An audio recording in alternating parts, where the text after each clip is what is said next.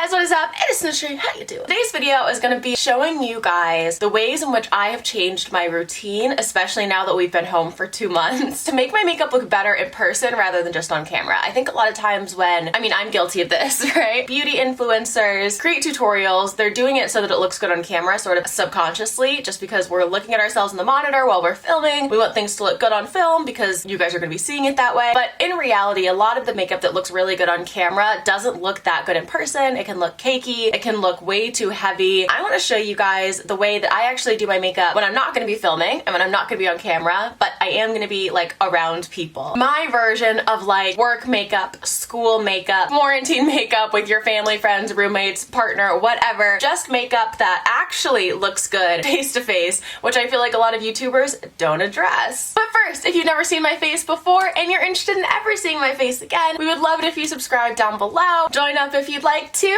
and if you're a returning subscriber, thank you so much for joining me on this little video journey. It truly does mean the world. This video is also exciting because Glamnetics. Now, if you haven't heard of Glamnetics, somehow they are magnetic lashes that have gone viral on the internet lately, and the idea behind them and the way that they work matches perfectly with this video idea. So thank you, Glamnetics, for sponsoring this video. We will hear about them later. Without further ado, I will zoom you guys in and let's change every step of our routines. Hi. I always feel like I look like such a little egg when I zoom in. I'm gonna be skipping over skincare in this video as I typically do because skincare is so personal. I think one thing that I see a lot of beauty people not talking about is the fact that one primer is not going to service you the same in all situations, right? So what I've been doing lately is actually just nixing primer all together. With the minimal makeup that I wear when I try to do this face-to-face flattering makeup look, I don't need a really sticky primer. One of my favorite primers of all time is Milk Hydro Grip, which is extremely sticky, but for face-to-face interactions, I don't need that really sticky base. So what I've been doing is actually just using a moisturizer. This is the SkinMedica HA5 Rejuvenating Hydrator. It's just basically a super powerful moisturizer. This is pretty dang expensive, I won't lie to you guys, so unless you need this specifically, make sure that the primer you're working matches the makeup you're doing. Next is concealer, and this is one that I really had to learn as somebody who does have really deep set, really pigmented under eye bags. A lot of times you'll see, I'm sure you know what I'm talking about, big concealer triangles. Speaking as somebody who does have quite severe under eyes compared to the average bear, you do not need that much concealer, okay? Listen to me. Are you listening? You do not need that much concealer. You don't. I will show you on myself a good under eye model that you really do not need to do that giant triangle of like pigment. It's gonna add texture, it's gonna make your makeup look thicker. You really don't need this whole area highlighted. It's not doing anything to lift your face. Instead, what I want you guys to do, only put concealer right here, just on the outside of your eye. That might seem kind of counterproductive because most of the pigment in my under eyes is right underneath my eyes. I'm gonna be using this sponge. Also, I don't even know where I got this little silicone sponge, but what you're hopefully gonna see is that when you blend out and up, this is also gonna help lift your face. So be sure to blend up like this rather than just straight out, and certainly not down. It's this distinct line of pigment on the outside, for me at least, that makes my under eye bags look so severe. And then I'm slowly bringing just the residue that's on my sponge in towards my inner eye. That tiny amount of concealer, do you see how it lifted my entire face and how this under eye looks so much less severe than this under eye? It only took a couple dots of concealer, but over here, compared to over here is literally like night and day, okay? A lot of the steps I'm doing here are not gonna look as good on camera, I think, as the usual makeup I do, just because, like I said, usually I'm checking the monitor back and forth, cross-referencing to make sure that everything looks seamless on camera, whereas today I'm just gonna show you guys what's gonna look good in my mirror. If you don't believe me, try all this at home. Next is going to be my base, so my foundation. It is my true blue belief that nobody needs a full face of foundation. I literally do not think a single person needs a full face foundation. Lots of people want full faces of foundation, and that is fabulous. Foundation can look beautiful, but nobody needs it. So if you don't want to wear it, especially not all over your face, I would recommend spot foundationing. I know a lot of people do this with concealer where they'll like spot conceal their under eyes or pimples or whatever, but what I like to do is spot foundation. I get a shade that I think matches me perfectly. This is the Anastasia Beverly Hills Illuminating Foundation in 305N, and if you guys can see, I only really have discoloration around my mouth. I'm running out of this stuff, so instead of pumping, I'm actually just gonna drop a little right here and right here. And then I'm gonna take my sponge and just blend that out up into my nose and spot conceal even further. It took me a long time to realize that I don't need foundation here. So there's no reason for me to put more product and more pigment on my face where I don't need it. One thing I will say is that if you're going to do this, you need to have a foundation that matches you near perfectly. For example, if I had put foundation here and it was just a little bit darker than my face, I would obviously look like I had a beard. Next, I'm going to take the accompanying setting powder from Anastasia, and I am just gonna dust that. Actually, not even dust. I'm gonna stipple that in to where I have a little bit of product. So for brows, the big thing I would say is that I always really like to keep hair-like strokes in my brows rather than just having a sort of a wash of color. It's the reason I prefer pencils to pomades. I think when you lose the look of the little individual hairs, that's sort of when you look like you're wearing a lot of makeup in your brows. So what I'm gonna be doing today is using a product I've never actually used. This is the Milk Makeup KUSH Triple Brow Pen. I'm gonna try this because if you see the top, it's supposed to make little hair-like strokes. So I'm gonna see how it does. That's bomb. That is bomb. That is a sick product. Okay, I'm excited. I'm gonna go ahead and do a couple in the front. There seems to be a learning curve with this product, but like, are you kidding me? You can't tell me those aren't hairs. Okay, Milk. Bitch, you did it again. Look at this brow. She's tailless. That is unclockable. Next, I'm gonna go in with the Benefit 24-Hour Brow Setter and just set my brows in place. I'm gonna go ahead and do my other brow, but as you can see, it still doesn't look like I'm wearing any makeup, and from where I was before versus now, girl, we're looking a lot better. Okay, so next, I wanna stick with eyes. I wanna go ahead and dive into these Glamnetic lashes because I'm excited. But the reason I wanted to pair this sponsorship with this video is because a lot of times when I'm doing my makeup, I get really annoyed that I can see the glue residue on my upper lashes. I feel like that's one of the things that really like gives away an unclockable makeup look in person. I catch myself in like a mirror or when I'm meeting other people, a lot of times I'll notice like the glue on their lashes. Does that make me shady? Tell me someone else notices this, especially on myself. The idea behind Glamnetic lashes is obviously that they're magnetic, so they are no glue required. The company is female founded and there are 20 plus lash styles. The way it works is that each lash actually has 6 little magnets. So if you can see, I'm not sure if you'll be able to. Can you see it? You see those little dots almost? Those are actually little tiny magnets. I know what you're thinking. Why is the camera so high up? Hi. You're thinking snitch. Sure, they might be glueless, but they're still a band. But the cool thing about these magnetic lashes is that you go ahead and use this liquid liner and then supposedly these just attach to your eyes. We'll see how this goes, okay? So I'm gonna go ahead and use this eyeliner first. Oh, before I start, one thing I will say is that I really like how the lashes have like completely different packaging depending on the lashes. I don't know, I think that's cool. I'm gonna go ahead and take this eyeliner, which looks like a very standard liquid eyeliner tip, and I'm going to draw a couple wings. So I'm gonna be following that line I did with eyeshadow earlier. This tip is actually pretty easy to work with, which is nice. Then I'm going to fill it in. Then I'm gonna stick as close to the lash line as possible, just so that the lashes have somewhere to stick. I also want to mention that they say this liner will last you 70 plus uses. Is that standard for an eyeliner? I feel like that's a lot. So I'm gonna go ahead and use the Lashes Verified in honor of me being verified on TikTok yesterday. Literally, who would have thunk it, ladies? So supposedly I just go ahead and oh my god, wait, it did stick. It did stick, but I wasn't paying attention. Okay, let me stick it to the right place. It did stick though. Weird. Okay, actually stick it down properly. This is so bizarre. I am gonna have to, sorry 6 magnetic lashes, I am gonna have to cut one off because my eyes are only but so big, so I do need to trim it first. But now I'm gonna go ahead and just stick it down. This is weird. It feels so much like there's glue on the lash, but there's just not. And the liner is not sticky to the touch. They are like on there. Okay, now I'm not even gonna lie to you guys, I'm feeling a little bit addicted. So I took off Verified and I'm gonna try VIP just to show you that like, it really does just suck it on. You can readjust it for sure. Like you're not tied in. Once you set it down on this eyeliner, it's not moving. Like I'm pulling fairly hard enough to like move my eye. It's also nice because this is much faster than waiting for glue to dry. Like you do your wing and then you're done. I'm gonna go ahead and do the other eye. I'm impressed. Okay, I have returned. If you guys can see, I do think not having glue makes them look significantly more seamless on my eye. I also feel like you could definitely use these lashes more times than you could use lashes that require glue. Like, I feel like these would maybe be a better investment just because you could use them seemingly forever. There would be no glue residue as long as the magnets hold up. I think it's cool to have a quicker and, in my opinion, much easier alternative because there's no glue to get in your eyes. You can get much closer to your lash line.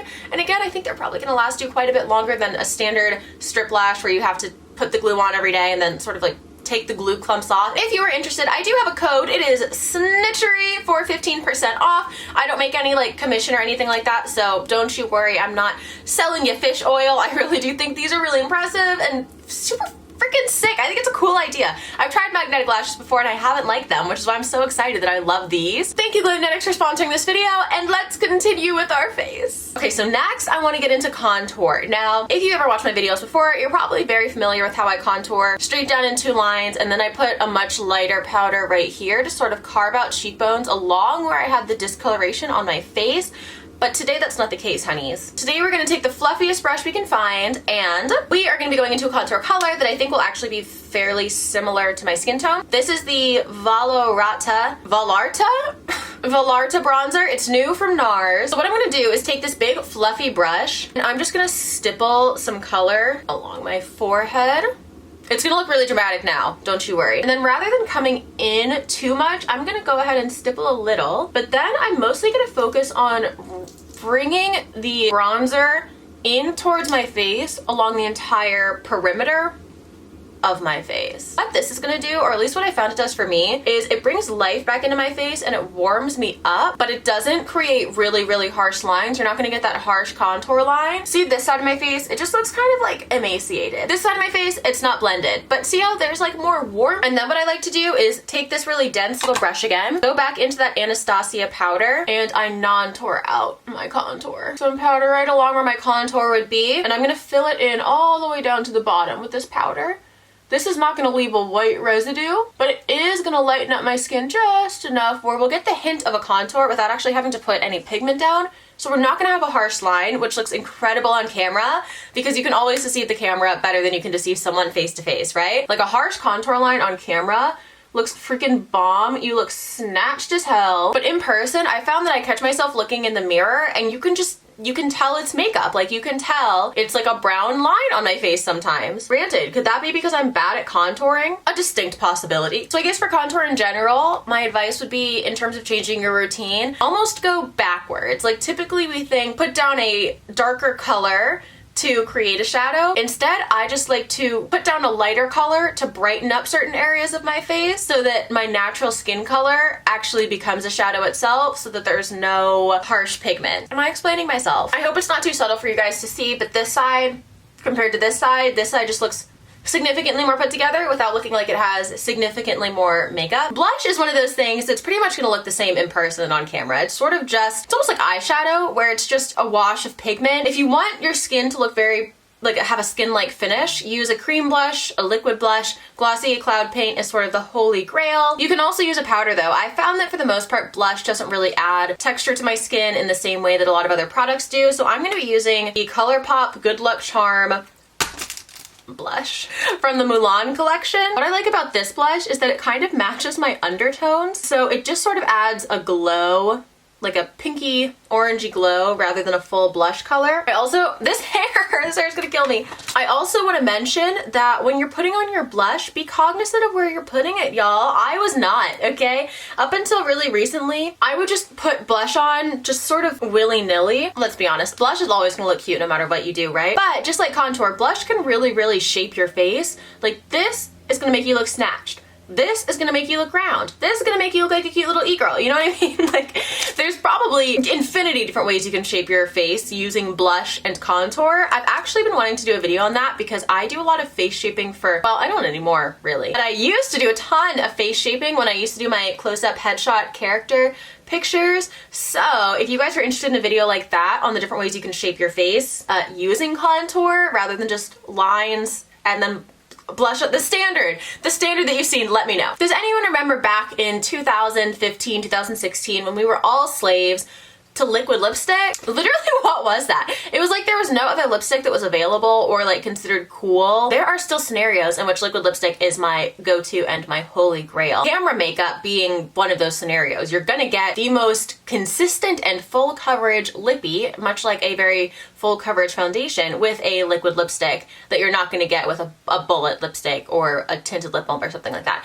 But as my girls who wear liquid lipstick know, liquid lipstick creates the dreaded butt lip, where you have lipstick like this and lipstick like this, and all on the inside is your lip color, and it looks like a butthole. Like, it literally looks like a butthole. I heard that from Saf Nygaard, and I was like, oh my god, it deadass is a butthole lip. It's the only part of my makeup that I'm consistently having to touch up when I'm out in public, and you can't just put more liquid lipstick over it because it's crusty. You gotta take it all off. No. We're moving past that as well. If you want your lipstick to stay on your lips all day, where you never have to reapply it and you never have to add more pigment, I got you. I'm gonna be using the HAUS Labs lip liner in the shade Myth. This is a demi matte, and I am going to just fill in where I see a gap. What I mean by gaps is if you also overalign your lips, this is where you'd be putting lipstick where your lip pigment does not exist. So I'll show you on the bottom again. Right here, my lip actually comes out. This is lip, but there's less pigment. So I take this pencil and fill in the gap. And then rather than taking liquid lipstick and going all along my lips, I'm gonna make sure they're super moisturized with either a really intense lip balm or even Vaseline to keep the liquid lipstick a little bit less cracky, crunchy, problematic. 3 dots. And a couple dots on the bottom, and then use my finger to just diffuse them out. This is using way less product than you would normally use with a standard liquid lipstick. And I don't know if you'll be able to see on camera, but because we patted everything out with our finger, this liquid lipstick, this is Coco de Sueño by ColourPop, has turned into a Your Lips But Better wash. My lips feel soft. I can rub them together just like if they only had chapstick on. This has not dried out my lips, but it has deposited pigment. So I can get a color on my lips, the pigment I want. This works with red, pinks, this is a nude. This just looks so good. I think it looks so cute, and I also know that it feels a lot better than the crunchy, crusty, dusty, super drying liquid lipstick. So if you're tied to your liquid lipstick, you love the colors, try this out. Now last but definitely not least is highlight. Highlight is another one of those things where the difference between highlight that looks really good in person versus on camera is very different, I found, at least on me. My favorite on-camera highlight is Cookie by Benefit Cosmetics, which is around here somewhere. If you can see, it's very, very, very bright, which is why it looks so good on camera. You can even see it reflecting the light here. But what I like to use for in-person highlight is Bare Minerals highlighter. I don't know if you'll be able to tell the difference, but it's much less reflective than this one. Do you see how this kind of retains its color, whereas this really reflects? This is gonna be amazing for studio lights. This is gonna look a little bit more like skin. I would also recommend, rather than using a very pointed brush to do your highlight, if you want a skin-like finish, use a bit of a bigger brush and just sort of wash the color. Jay Kissa actually has a technique where she goes like this so that just the top of your brush hits your face, which I really like as well. On camera, this highlight is not going to be like a bam highlight for the gods, but in person, you can see it's much less like a stripe of highlighter and more like when I turn my head, the light just sort of naturally hits it. And again, I don't want this to come across as me telling you guys to wear like less makeup. I literally paint my entire body like twice a month. But I think we have sort of defaulted to using products in a way that's not the most conducive to face-to-face interactions. Like I was saying earlier with the big concealer triangle, that one stripe of highlighter looks incredible on camera, but when you're talking to somebody with a stripe of highlighter, you're very aware that it's just like a stripe of highlighter. I don't know how else to describe it. I think this is significantly more natural looking, at least from what I've found. But I think other than that, we're done, guys. I'll show you up close what it looks like. So again, this makeup isn't gonna look, I guess, as good on camera. Significantly more versatile than the makeup you put on and then you step out in the sun and you look like a little textured cracker or something. It's not gonna give you this effect. And that is all I have for you today, guys. If you made it to the end of this video, leave a fruit emoji in the comments, any fruit you want. I hope some of these tips were helpful, and if you have any tips, leave them below as well, because I'm always learning from you guys. Also, if I wasn't talking, you guys will see if you're following along at home, this takes about 10 minutes. So I hope you enjoyed it. Thank you for being my friend today and always. Oh, and if you liked it, leave a like. How is that so hard for me to say? I will see you guys in the next one. Mwah. Bye, guys.